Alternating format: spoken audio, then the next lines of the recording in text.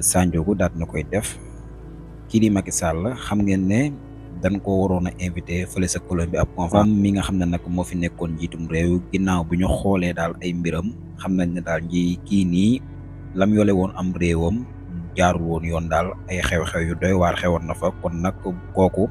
waruñu ko war a jiital si ab conférence muy yëkkati kàddu looloo tax daal ñu mujj daal di koy écarté dégg ngeen analyse bi nga xam ne nag moom Sandiogou daan na koy def si mbir moomee nga xam ne nag daan nay xew mu nekk nag mbir moo xam ne daat nay doy waar loolu moo ngi noonu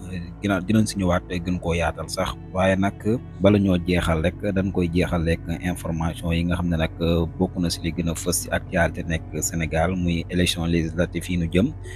politique liste bu ne nag 3 minutes nga am ca RTS 1 ñeel campagne bi si fàttali nag 41 liste la ngir tànn 165 députés si élection législative yi nga xam ne fa lañ jëm pouvoir bi di yóotu li nga xam ne nag moo di majorité fële sa assemblée nationale opposant bi nag lànk bañ ne loolu nag ñoom duñ ko nangu dañoo bëgg am ñi nga xam ne nag ñoom it ñoo di majorité su boobaa nag li ñu jàpp mooy que ne nag dina gàllankoor bu baax a baax liggéey bi nga xam ne nag kii di premier ministre Ousmane Sonko ak président Bassirou Diomaye Diakhar Faye bëgg nañ koo liggéey te nag ngir ñu mën koo liggéey nag il faut nag ñu jox leen lépp ba pare assemblée nationale yoon la ñu daal di fay am li nga xam ne nag moo di majorité